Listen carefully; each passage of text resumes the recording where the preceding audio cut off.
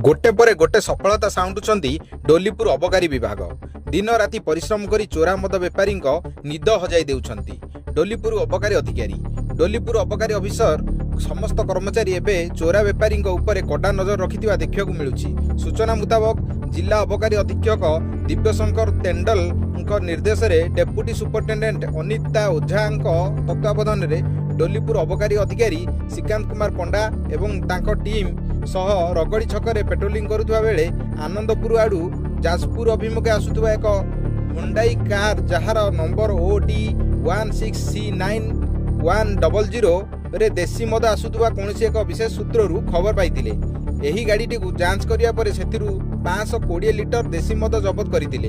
एथि सहित दुई अभियुक्त जाजपुर रोड थाना अंतर्गत लक्ष्मीनगर ग्रामर ज्योतिर्मय रथ मुंडुमाल ग्रामर संतोष कुमार साहू को गिरफ्त करी केस नंबर 270/2024-25 रे कोर्ट चालान करा जायछि। एही चढ़ाऊ रे डोलीपुर अबकारी विभाग ASI रंजन पात्र, रश्मिरेखा जेना, सुचित्रा नायक, चकला मल्लिक प्रमुख सामिल होइतिले। एभली चढ़ाऊ आगको आहुरी जोरदार हेबो बोली श्रीकांत पंडा कहछि। श्रीकांत पंडा OIC डोलीपुर एक्स स्टेशन आम जिलार सुपरिटेडेंट सार निर्देश क्रमे DS मैडम तत्वावधान में एक टीम गठन कर महाशिवरात्रि उपलक्षे रेड करने निर्देश दि जाता। आम रगड़ी छक पेट्रोलिंग ड्यूटी कर समय एक विश्व सूत्र खबर पाइलु जे गोटे होंडा BRV मॉडल गाड़ी जार नंबर हो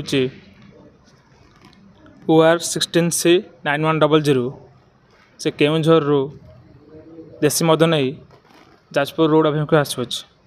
आम सदल जाई से स्थान में पहुँचलु एवं से गाड़ी को चेक करिबारे से 2 जन अभियुक्त को पाइलु एवं 520 लिटर आईडी सीज कर आज कोर्ट फ्रॉड करा तदंत जारी रही। व्यासनगर पद्मलोचन नायक का रिपोर्ट, स्वराज्य खबर।